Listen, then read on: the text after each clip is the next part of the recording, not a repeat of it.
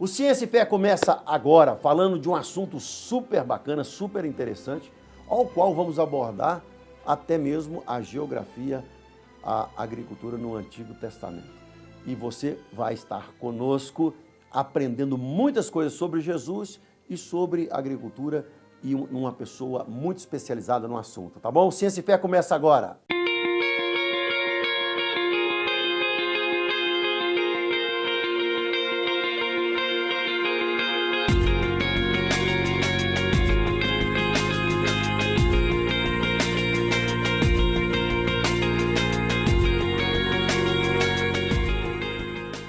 Nós estamos aqui hoje com o engenheiro agrônomo, o Milton Flávio Nunes, que também tem especialização em cafeicultura empresarial pela Universidade Federal de Lavras e tem MBA em gestão de negócio na Fundação Dom Cabral aqui em Belo Horizonte.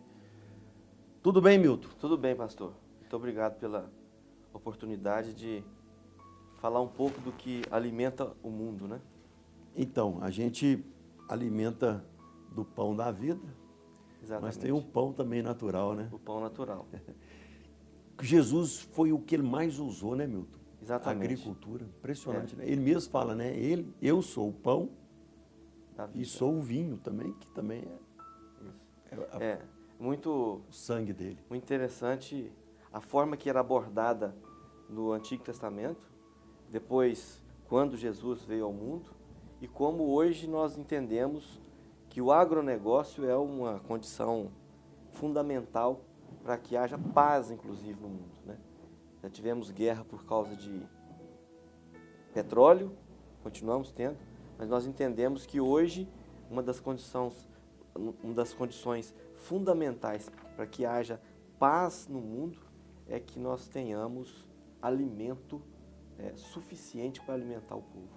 Vamos falar isso mais no segundo programa, Milton. Eu quero que os nossos telespectadores, e que eu tenho certeza que eles estão interessados, por que Jesus? Por que Jesus usa a agricultura? Por que Jesus usa as parábolas? Eu contei aqui, nós temos 7 parábolas, né?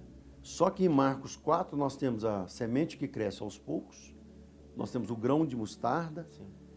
nós temos a parábola do semeador. Só em Marcos 4, que não é a especialização de Marcos, não são as parábolas, são as curas, né? Sim. Só em Marcos 4 nós temos 3 que usa a agricultura. É impressionante como que Jesus usava a agricultura. E ele era um carpinteiro, né? Ele trabalhou com o pai como carpinteiro. Mas talvez seja pela fidelidade da semente, né? Olha aí, coisa interessante. Fidelidade que a semente tem com aquele que o semeia, né? Então, nós sempre vamos ver Sensacional isso, hein? o Jesus falando das sementes que nós precisamos lançar, né? Nós precisamos plantar para que adiante os frutos venham. E eles sempre vêm. E por isso que Jesus falou muito, porque era a maneira deles entenderem, né? Exatamente. Porque nós estamos no século I, em pleno auge do Império Romano, sai da República e depois entra na fase imperial, Isso. uns 50 e poucos anos antes de Cristo. E ali nós estamos no auge do Império Romano. Nós estamos falando de 3.000 antes de Cristo, que é o caso do nascimento, que tudo tem a ver com a Bíblia também, da organização de uma das chamadas sociedades fluviais, né? Que no caso eram à beira do Nilo e à beira do Tigre e Eufrates, que é a Mesopotâmia, que é uma das civilizações mais antigas do mundo, que é o Egito, né? Exatamente. Quer dizer, Moisés viveu aquilo ali. Exatamente. O povo de Deus viveu aquilo ali. E desde aquela época, os governantes tinham grandes preocupações com o crescimento populacional, que sempre foi numa PG, se a gente for olhar com a matemática aí, né? PG é progressão geométrica. E o crescimento de alimento muito devagar, a gente comparando numa PA, numa progressão aritmética. Então, os matemáticos daquela época, eles tinham contas e no conhecimento já deles, se fazia conta. Faziam contas e falaram, olha, em tal ano nós não vamos ter alimento, porque com o crescimento populacional dessa forma. e com o crescimento de alimento pequeno como nós temos, numa progressão aritmética, nós vamos chegar num momento que vai ter fome no mundo, né?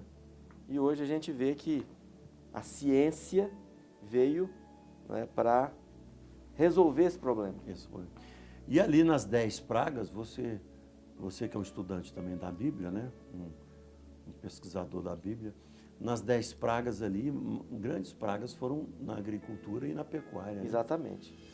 Interessante. O aqui, gafanhoto, né? o gafanhoto, A peste. a Então, quer dizer, os os né? sapos, todos, piolhos, todos relacionados com a agricultura, praticamente. o rio transformar em sangue. Exatamente. Onde que eles iam pescar, que também está no agronegócio, a pesca faz parte Do agronegócio. do agronegócio, né? Então, E para cada uma dessas necessidades do agro, vamos pôr entre aspas, já essa época não tinha essa palavra agronegócio. Não. Agronegócio agora para a gente. sim, Né? Mas da pecuária e da agricultura, tinha um deus para produzir aquela fertilidade. Exatamente. Então, esses deuses egípcios, as 10 pragas, ele trata especificamente com esse deus. Isso. O rio Nilo tem algum deus representante, então fere as águas com sangue. Isso. O boi, né, foi ferido com pragas, os animais. A maioria dos deuses egípcios, eles eram antropozoomorfos, quer dizer, tinha forma de homem e forma de animais. Então, as pragas do Egito, elas atingem a agricultura e a pecuária. Havia uma grande dependência, né? Hoje nós temos também, mas hoje nós temos como variar mais, temos mais tecnologia. sim. Mas ali eles eram completamente dependentes. Né? Dependentes, pastor, e sem a menor condição de estocar alimentos. Estocava-se, claro, nós temos um exemplo lá de José, né, que estocou o que era possível a ele estocar. Trigo, milho, que são produtos que não perdem, não são... Facilmente perdidos. Mas como é que você vai pensar em estocar peixe naquela época, que era uma das principais proteínas utilizadas por eles? Não tinha geladeira. Não tinha geladeira. Salgar peixe, você salga, mas por muito pouco tempo. Então, veja bem, tamanha foi o sofrimento deles. Porque a seca deve ter atingido, ao período da seca, 7 anos de chuva, 7 anos de seca. Exatamente. Certamente que o rio Nilo Teve em deve baixa. Baixa muito. E quando eles tiveram a praga, transformar o sangue lá Na água na água em sangue, quer dizer, eles tiveram, foi uma prova muito grande que eles passaram. E praticamente os peixes que tinham morreram. Morreram todos. Então, hoje, se o senhor fala em nós vamos produzir determinado alimento em menor quantidade esse ano, existem os estoques governamentais que eles conseguem repor, né? Existem até estoques de produtores que regulam até o preço, muitas vezes, de produtos, porque tem produto advindo de outras safras. Naquela época era impossível isso, quase, né? Só José mesmo, um homem de Deus, para ter Foi inspirado, essa inspiração divina de poder abrir, fazer silos e depositar alimento para que eles tivessem ali trigo, sobretudo trigo, milho, né? Produtos que iriam supri-los durante aqueles 7 anos de Interessante muita que o homem da antiguidade, ele não, nem mesmo na Idade Média, o homem passa a comer melhor assim, depois do arroz, da batata, porque o homem, ele tinha o pão, o peixe, Exatamente. o animal, né? Ele não tinha muitas opções, né? Algumas frutas, muito poucas, né? Figo e uva, mas a uva mais para fazer o vinho, algumas olerícolas, algumas hortaliças, né? Mas muito pouco utilizado, né? Mais mesmo era o pão e a carne. Né? Tanto é que nos filmes que a gente vê retratando a época, essa época que nós estamos falando, a gente sempre vê um pedaço de pão com um pedacinho de carne. Né? Os israelitas, eles foram para o Egito, eles eram pecuaristas, né? E os egípcios eram basicamente agricultores. E os egípcios tinham preconceito com quem mexia na pecuária. Sim. Tanto é que o faraó mandou Jacó, falou para José para ele escolher uma terra. Ele escolheu no delta do Nilo, onde tinha mais pastagem. Uhum. E o pessoal ficou no norte do Egito, na terra de Gósen, né?